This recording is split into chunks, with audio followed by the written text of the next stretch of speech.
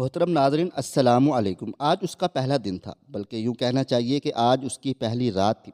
دھڑکنیں چل نہیں دوڑ رہی تھیں، یک بستہ رات میں بھی جبی پسینہ آلود تھی۔ دل تھا کہ دعائیں مانگے جا رہا تھا۔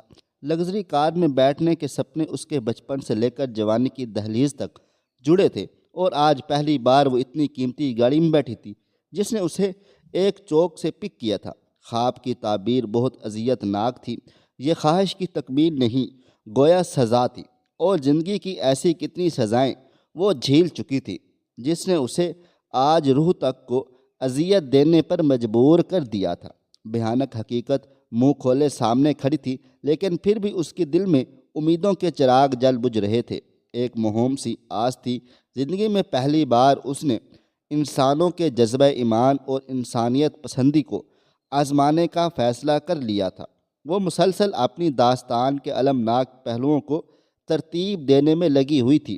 بس یہ فیصلہ مشکل ہو رہا تھا کہ کون سی مشکل زیادہ اذیت ناک ہے، جسے وہ اپنی فہرست میں پہلے نمبر پر رکھ دے۔ کیا گھر میں بیماری سے تپتا اور دوائیوں کے لیے ترستا بیوہ ماں کا وجود بڑی اذیت تھا، یا چھوٹے بہن بھائیوں کا ایک دن سے فاقہ کشی میں تڑپنا زیادہ تکلیف دہ تھا؟ مالک مکان کا کرائے کے لیے حتمی نوٹس زیادہ بڑا آزار تھا، یا یونیورسٹی فیس کی عدم ادائیگی پر ڈراپ ہونے کا خدشہ جان لیوا تھا؟ سیکنڈ شفٹ کی نوکری کا چھوٹ جانا بڑی مصیبت ثابت ہوا تھا، یا نئی نوکری کا نہ ملنا مشکلات کا پیش خیمہ تھا؟ مشکلات اور تنگ جائی کی طویل فہرست تھی، اذیتوں کا ایک نہ ختم ہونے والا سلسلہ تھا۔ فاصلہ کم ہوتا جا رہا تھا، دھڑکنیں مزید تیز ہو رہی تھیں۔ گھر سے نکلنے سے پہلے مغرب کی نماز میں وہ سر رواں کی طرح بہتے آنسوؤں میں خدا کے حضور گڑ گڑا کر توکل کے ساتھ دعائیں مانگ چکی تھی۔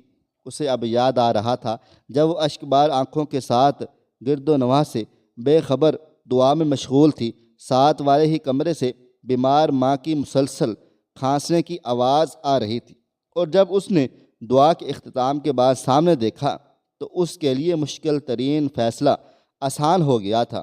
آپی، آپ نے تو کہا تھا رات کو کھانا مل جائے گا۔ پھر یہ اس کی چھوٹی بہن صفا تھی، جو ڈوبتی آواز میں آخری بار کھانے کا بول رہی تھی۔ اس سے آگے وہ کمزوری کے باعث نہ بول سکی تھی۔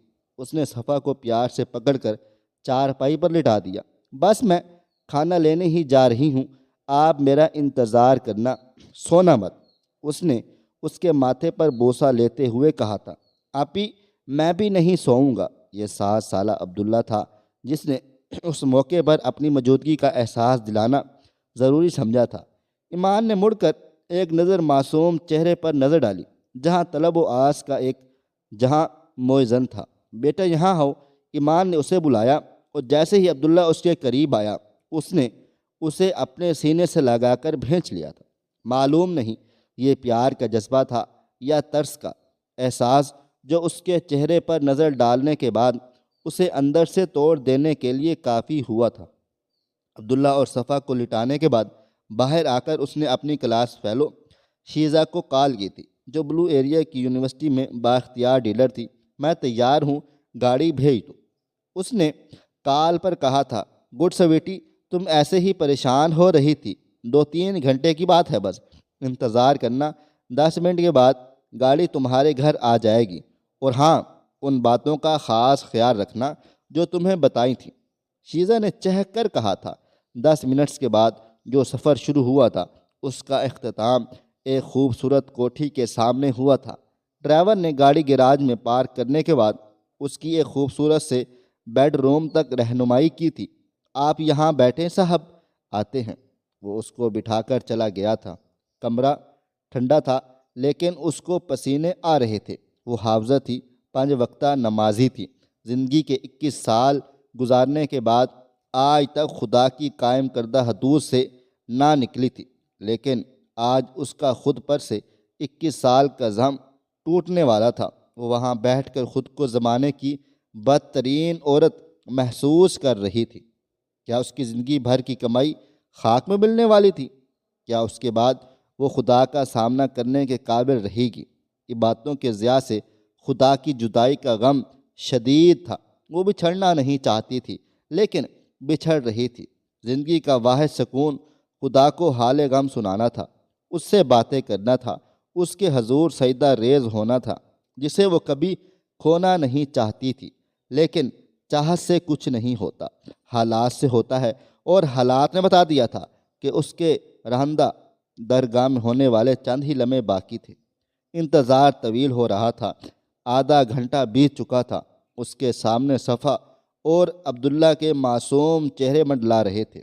وہ بے چینی سے اپنی انگلیوں کے ساتھ کھیل رہی تھی، نظروں کا رخ دروازے کی جانب تھا۔ یہ دروازہ کھلنے کے بعد اس کا اللہ سے تعلق والا دروازہ بند ہونے والا تھا۔ وہ گھر سے لے کر اس کمرے میں آنے تک معجزے کی دعا کر رہی تھی۔ وہ دعا کر رہی تھی کہ اس دروازے کے پیچھے سے برآمد ہونے والا آدمی نہیں، انسان ہو۔ نہیں نہیں نہیں، انسان بھی نہیں، فرشتہ ہو۔ اچانک ڈور لاک میں حرکت ہوئی، وہ آ گیا تھا۔ ایمان کی دھڑکن میں اضافہ ہو گیا، دروازہ کھل گیا، لیکن سامنے کا منظر دیکھنے کے بعد اسے یقین ہو گیا تھا اس کی دعائیں قبول نہیں کی گئی تھی۔ صرف دل نہیں ڈوبا تھا، ایمان بھی ڈوب رہی تھی، ایمان بھی ڈوب رہا تھا۔ خبر درست ہے نا؟ امجد نے دریافت کیا۔ ارے یار، تم سے جھوٹ کیوں بولوں گی؟ مگر تمہارے پاس وقت کم ہے، جو کرنا ہے جلدی کرنا۔ فون کے ریسیور سے نسوانی آواز ابھری۔ اچھا ٹھیک ہے، میں تم سے بعد میں بات کرتا ہوں، میں ذرا آج اس سے حساب چکتا کر آؤں۔ امجد کی آواز میں جوش کے ساتھ انتقام کی آگ جھلک رہی تھی۔ یہ کہہ کر اس نے کال کاٹ دی اور جلدی سے دوسرا نمبر ڈائل کرنے لگا۔ ہیلو، یا نعمان اور اسلم کو لے کر نکلو، شیزہ کی کال آئی ہے۔ کمرے اور لائٹنگ لے کر چلنا، میں بھی گاڑی نکال کر پہنچ رہا ہوں، جلدی۔ امجد نے یہ کہہ کر دوسری طرف سے بات سنی اور کال کاٹ کر اچھل کر کھڑا ہوا۔ اس کے چہرے سے وحشت ٹپک رہی تھی۔ دروازے سے برآمد ہونے والے شخص کو وہ اچھی طرح جانتی تھی۔ وہ سر جمشید تھے، پچھلے سیمسٹر میں انگریزی کا مضمون پڑھایا تھا۔ وہ واحد سیمسٹر تھا جس میں اس نے کئی بار یونیورسٹی اور تعلیم کو خیر آباد کہنے کا سوچا تھا۔ وہ کون سا طریقہ ہوگا جس کے ذریعے سر جمشید نے اسے پھانسنے اور ہراساں کرنے کی کوشش نہیں کی تھی؟ اس کا حسین ہونا اس کے لیے مشکلات کا باعث بن گیا تھا۔ حسن سے زیادہ اس کی شخصیت کا وقار اور سنجیدہ پن ایسی خصوصیات تھیں جو ایمان میں قدرتی کشش کا سبب بنتی تھیں، لیکن وہ اپنی حدود کا بے حد خیال رکھتی تھی، اور اس کے کلاس کے لڑکے بھی اتنی جرأت نہیں کر پاتے تھے کہ اس سے کبھی کوئی غلط بات بھی کر سکے۔ غلط باتوں کا آغاز وہاں سے ہوا تھا جہاں سے وہ تصور بھی نہیں کر سکتی تھی۔ سر جمشید 35 سے 40 سال عمر کے شادی شدہ شخص تھے۔ وہ ان کو جتنا اگنور کرنے کی کوشش کیا کرتی، وہ اس کے پیچھے اتنی شدت سے پڑنے لگے تھے۔ پھر انہوں نے وہ کام کیا کہ ایمان کو مجبوراً ان کے آفس میں جانا پڑ گیا۔ وہ تمام سیمسٹرز میں ٹاپ کرتی ہوئی آئی تھی، اس کو بنیاد بنا کر اسے زبردستی جی آر بنا دیا گیا۔ پھر اس چیز کو آڑ بنا کر ایمان کو پابند کر دیا کہ وہ سب کی اسائنمنٹس لے کر آفس میں جمع کروایا کرے گی۔ ہر بار آفس میں جانے کے بعد اس سے جس اذیت سے گزرنا پڑتا وہ ایمان ہی جانتی تھی، اور تو اور فائنل امتحانات سے پہلے تو انہوں نے حد کر دی۔ اسے آفس بلا کر باقاعدہ طور پر اسے پرپوز کر دیا، ساتھ میں کئی سبز باغ دکھانے کی کوششیں بھی کی کہ وہ اسے دوسرے بیوی کے طور پر بہت خوشحال رکھیں گے، وغیرہ وغیرہ۔ وہ دن تھا جب اس نے بلا لحاظ انہیں کھری کھری سنا دی اور اسائنمنٹس ٹیبل پر پھینک کر چلی آئی تھی۔ آج وہ 4 ماہ کی انتہائی مذمت کے باوجود ان کے سامنے تھی، لاچار، بے بس اور خوف زدہ۔ سر آپ کیسے؟ شیزہ نے تو کہا تھا کسی کو کانوں کان خبر نہ ہوگی، مگر آپ یہاں؟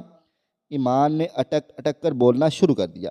سر جمشید نے دروازہ بند کیا، دھیمی چال چلتے ہوئے قریب آئے، سکون سے ہاتھ باندھ کر بالکل اس کے سامنے کھڑے ہو گئے اور فاتحانہ مسکراہٹ کے ساتھ اس کو دیکھنے لگے۔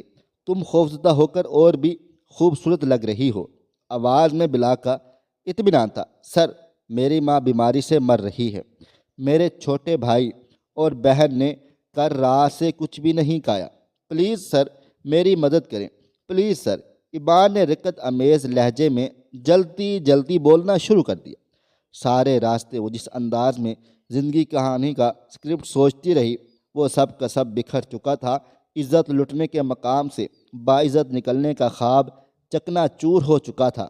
ایک اور بنت ہوا لٹنے کے لیے تیار تھی، ایک اور ابن آدم فتح کا جشن منانے والا تھا۔ وہ چل کر سامنے بیڈ پر بیٹھ چکا تھا اور سگریٹ سلگھانے لگا۔ اچھا، یہ تو بری خبر ہے، چلو گھبراؤ مت، آج تمہاری مدد ضرور کریں گے۔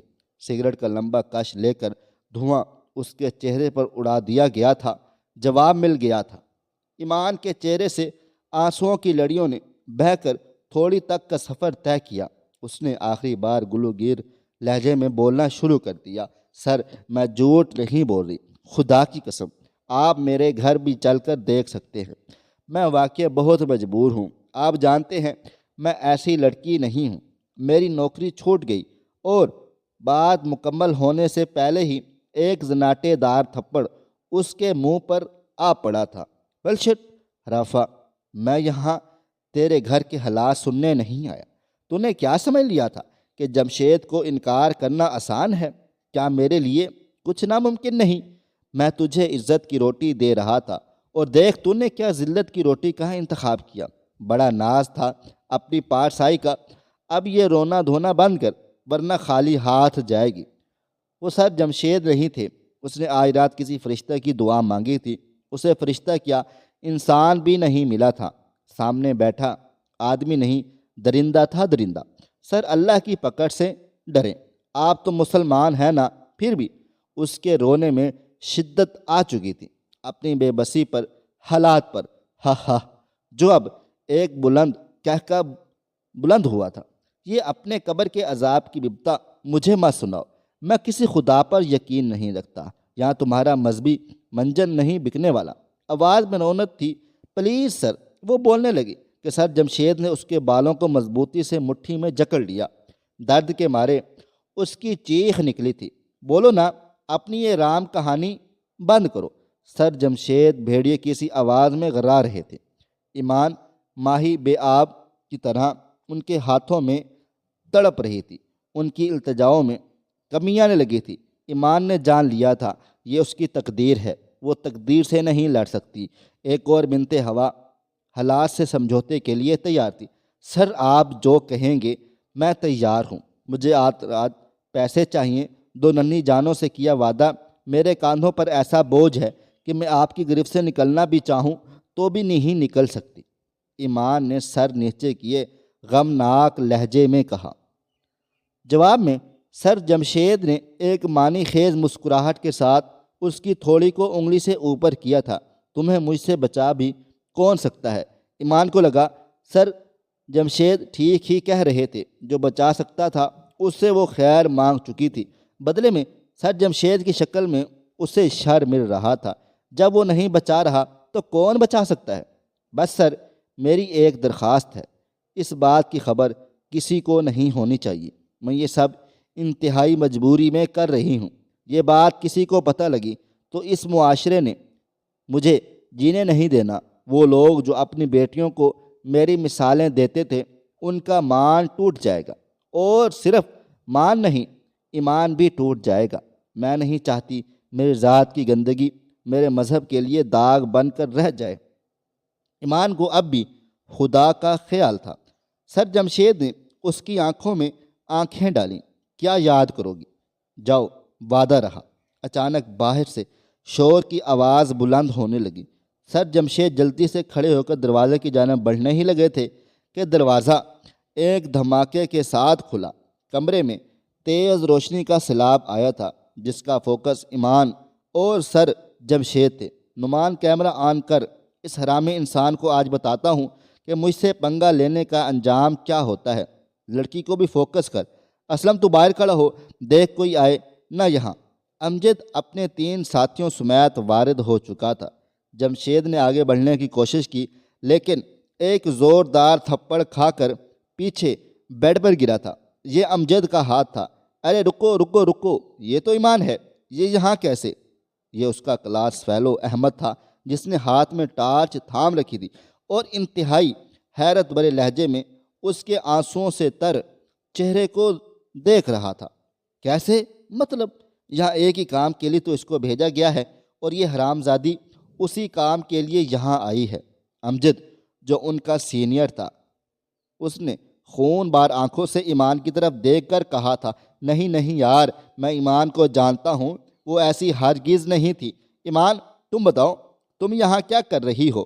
احمد نے امجد کو جواب دے کر براہ راست ایمان سے سوال کر لیا تھا۔ ایمان نے آنسوؤں سے تر چہرے کو اٹھا کر احمد کی طرف دیکھا۔ تقدیر سے جنگ، یا پھر شاید تقدیر سے مفاہمت، لہجے میں چھپا درد آسانی سے محسوس کیا جا سکتا تھا۔ اس سالی کی باتوں میں نہ، میں جانتا ہوں ایسی لڑکیاں مذہب کی آڑ میں کیا کیا کھلواڑ کرتی رہتی ہیں۔ تم لوگ ویڈیو بناؤ باز، یہ بدنامی اس کی چوائس ہے، امجد نے غرا کر کہا۔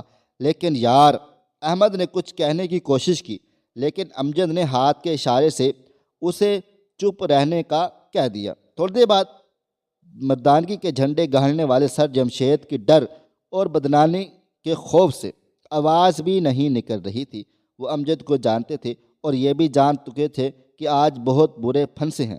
وہ دونوں کیمرے کی زد میں تھے اور دونوں کی عزتیں اس میں غیر محفوظ ہو رہی تھیں۔ اس دوران امجد متواتر سر جمشید کو تشدد کا نشانہ بھی بناتا رہا، ساتھ ساتھ ان کے کردار پر ڈاکومنٹری بھی کی جا رہی تھی، جس کے لیے بار بار ایمان کے چہرے کو فوکس کیا جاتا۔ ایمان ساکت سی بیٹھی پتھریلی آنکھوں سے یہ ساری کارروائی دیکھ رہی تھی۔ اس سے برا کیا انتخاب ہو سکتا تھا؟ امجد صحیح کہہ رہا تھا، یہ اس کی چوائس تھی، ورنہ موت کا انتخاب اس اذیت سے کئی گنا زیادہ بہتر تھا۔ اس نے سوچ لیا تھا اس سب کے بعد موت بہت آسان لگنے لگے گی۔ سر جمشید مسلسل تشدد سے نڈھال ہو کر گر چکے تھے، ویڈیو محفوظ ہو چکی تھی، وہ لوگ جا رہے تھے۔ احمد نے جاتے ہوئے مڑ کر ایک بار ایمان کی جانب دیکھا، جو پتھرائی آنکھوں سے یہ سب کچھ دیکھ رہی تھی۔ اس کی آنکھوں میں اب تک وہی حیرانگی کا عالم تھا جو اسے یہاں دیکھ کر ہوا تھا۔ احمد کو ایک دم اس پر ترس آیا۔ ایمان تم نے چلنا ہے؟ احمد نے پوچھا۔ ایمان نے سر اٹھا کر احمد کو دیکھا اور اسبات میں سر ہلا دیا۔ احمد نے آواز دے کر امجد سے کہا، ایک کار چھوڑ کر چلے جائیں، وہ آ رہا ہے۔ اس نے اشارے سے ایمان کو اپنے پیچھے آنے کا کہا۔ ایمان اٹھ کر اس کے پیچھے چلنے لگی اور وہ دونوں چلتے ہوئے باہر آ گئے تھے۔ احمد نے سڑک کی دوسری جانب کھڑی کار کا اگلا دروازہ کھولا اور ایمان کو ہاتھ کے اشارے سے کار میں بیٹھنے کا کہا۔ وہ چپ چاپ خاموشی سے بیٹھ گئی تھی۔ احمد دوسری طرف سے جا کر ڈرائیونگ سیٹ پر بیٹھ گیا تھا۔ مجھے سمجھ آ چکی ہے تمہیں شیزا نے ٹریپ کیا ہے، لیکن افسوس اس بات کا بھی ہے، کوئی بھی ایسا قدم اٹھانے سے پہلے تم نے ہمیں مدد کے لیے کیوں نہ کہا؟ احمد نے گاڑی سٹارٹ کرنے کی بجائے اس کی طرف رک کر کے کہا۔ ایمان چپ رہی، خاموش رہی۔ ہمیں سر جمشید کے متعلق خبریں مل رہی تھیں کہ یونیورسٹی کی کافی لڑکیوں کو بلیک میل کر رہا ہے، جن میں ہمارے ایک دوست کی بہن بھی ہے۔ میں صرف نیک نیت سے اس کے خلاف بنے اس پلان کا حصہ بنا تھا کہ جمشید کی ان حرکتوں پر بند باندھا جا سکے، جبکہ امجد کو اپنے پرانے بدلے لینے تھے۔ پلان یہی تھا کہ شیزا کے ذریعے اسے ٹریپ کیا جائے گا، اس کی ویڈیو بنا کر اسے بلیک میل کیا جائے گا، اور جن لڑکیوں کو یہ بلیک میل کرتا رہا ہے ان کے خلاف سارا مواد اس سے نکلوا لیا جائے گا۔ لیکن شیزا بہت تیز نکلی ہے، اس نے اپنی کسی بھی لڑکی کو ضائع کرنے کی بجائے تمہیں استعمال کر لیا۔ اب وہ ویڈیو امجد کے پاس ہے اور تم جانتی ہو وہ کسی کی بھی نہیں سنتا۔ احمد اسے بتا رہا تھا۔ ایمان کی ذلت اور عزت کی نیلامی کے شاک میں تھی، وہ نہ سمجھی سے احمد کی طرف دیکھ رہی تھی۔ اچھا چھوڑو ان باتوں کو، تم بتاؤ یہاں کیسے آ گئی؟ احمد نے اس سے پوچھا، اور ایمان نے مناکی انداز میں آہستہ آہستہ ساری بپتا سنا دی۔ احمد نے خاموشی سے اپنی جیکٹ کی اندرونی جیب میں سے ہاتھ ڈالا اور ہزار کے 5 نوٹ نکال کر ایمان کی طرف بڑھا دیے۔ یہ پیسے تم رکھ لو، ان چھوٹوں بچوں سے کیے اپنے وعدے کو پورا کر لو، کل میں تمہاری نوکری کا کچھ کرتا ہوں، کوشش کروں گا امجد یہ ویڈیو کم از کم لیک نہ کرے، لیکن اس سلسلے میں کوئی وعدہ نہیں کر سکتا۔ وہ شخص بہت ہٹ ڈرم ہے، اپنی مرضی کا مالک ہے۔ ایمان نے وہ پیسے لے لیے۔ اس نے سوچ لیا تھا کہ آج رات کے بعد اسے زندہ نہیں رہنا، لیکن ان بچوں سے وعدہ نبھانا ضروری تھا، اور اس کی ایک ہی صورت تھی کہ وہ خاموشی سے یہ پیسے رکھ لیتی۔ اچانک سے احمد کے موبائل پر کال آنے لگی۔ ہیلو، ہاں اسلم، خیریت ہے نا؟ احمد نے کال ریسیو کر کے کہا، یار بہت بری خبر ہے، ہم لوگ یہاں سے جا رہے تھے کھانے کے ارادے سے وکی ہوٹل کے سامنے سڑک کے کنارے کار پارک کر کے اندر چلے گئے تھے۔ باہر کوئی آئل ٹینکر کار سے ٹکرایا۔ کار مکمل جل چکی ہے، تمام کیمرے اسی کار میں موجود تھے۔ ہم پھر زیرو پر کھڑے ہیں، اسلم بتا رہا تھا۔ احمد نے کال سنتے ہوئے گردن موڑ کر ایمان کی طرف دیکھا۔ اچھا میں آتا ہوں تمہاری طرف صرف اور صرف 10 منٹ میں، اسی جگہ پر، احمد نے کہا، اور کال کاٹ کر ساری بات ایمان کو بتانے لگا۔ ایمان، تم میں خاص بات ہے، اللہ تمہاری مدد کر رہا ہے۔ پہلے سر جمشید سے بچانے کے لیے ہم لوگوں کو بھیج دیا، پھر تمہاری مالی مدد کے لیے مجھے یہاں روک دیا، اور آخری وہ ویڈیو ثبوت تھے جنہیں جلا کر راکھ کر دیا گیا ہے۔ یوں لگتا ہے جیسے اللہ تعالیٰ تمہیں کھونا نہیں چاہتا تھا، وہ تمہارے معاملے میں بے نیازی نہیں برت رہا۔ تم جیسا ہونا بڑے مرتبے کی بات ہے، احمد بول رہا تھا، جبکہ ایمان کانپ رہی تھی، اللہ کی عطاؤں پر، اس کی مدد پر، اس کے کن فیکون پر۔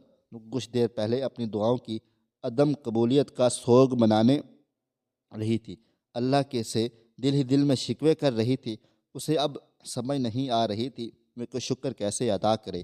وہ اپنے انداز میں اس کی مدد کر رہا تھا، لیکن وہ نہ سمجھی میں اس سے بدگمان ہو رہی تھی۔ وہ کار کا دروازہ کھول کر باہر آ گئی۔ ارے ارے، کہاں جا رہی ہو؟ احمد بھی ڈرائیونگ سیٹ کا دروازہ کھول کر باہر آ گیا تھا، لیکن کار کے گرد گھوم کر جب وہ دوسری طرف آیا تو وہاں کا منظر رکت انگیز تھا۔ ایمان اسی سڑک پر سجدہ ریز تھی، آنسو تھے کہ رک نہیں رہے تھے۔ احمد اس کے سر اٹھانے کا انتظار کرتا رہا۔ ایک اور بات ہے ایمان، جیسے ہی ایمان نے سر اٹھا کر بھیگے چہرے کے ساتھ احمد کو دیکھا، احمد نے اس کی آنکھوں میں آنکھیں ڈال کر کہا، تمہیں اللہ تعالیٰ نہیں کھونا چاہتا، اور آج میں بھی تم سے وعدہ کرتا ہوں کہ میں بھی تمہیں کبھی کھونے نہیں دوں گا۔ تم میرے لیے پہلے بھی بہت متاثر کن تھی، لیکن آج مجھے تم سے عقیدت ہو گئی ہے۔ بے فکر رہو، آج رات کی سب باتوں پر تمہیں کچھ سننا نہیں پڑے گا۔ میں تمہارے آگے سیسا پلائی دیوار بن جاؤں گا، یہ میرا وعدہ ہے، بس تم مجھے انکار مت کرنا۔ احمد جذباتی انداز میں کہہ رہا تھا۔ ایمان نے اس بات میں سر ہلا دیا اور آسمان کی طرف دیکھنے لگی۔ بنت ہوا شیزہ بھی تھی، بنت ہوا ایمان بھی، آدم کے بیٹا سر جمشید بھی تھے جو اس کی عزت لوٹنے کے در پر تھے، اور ایک ابن آدم اس کے سامنے کھڑا تھا جو اس کی عزت کا محافظ بننا چاہ رہا تھا۔ اس کے ذہن میں بار بار ایک ہی آیت گونج رہی تھی، فَبِأَيِّ آلَاءِ رَبِّكُمَا تُكَذِّبَانِ فَبِأَيِّ آلَاءِ رَبِّكُمَا تُكَذِّبَانِ۔ خواہش صرف اتنی ہے کہ کچھ الفاظ لکھوں جس سے کوئی گمراہی کے راستے پہ جاتے جاتے رک جائے، اور نہ بھی رکے تو سوچ میں ضرور پڑ جائے۔ محترم ناظرین، امید کرتے ہیں کہ ہماری آج کی ویڈیو آپ کو پسند آئی ہوگی۔ اس ویڈیو کو لائک کریں، شیئر کریں اپنے دوستوں کے ساتھ، اور مجھے آپ اگلی ویڈیو تک اجازت دیں۔ اللہ حافظ۔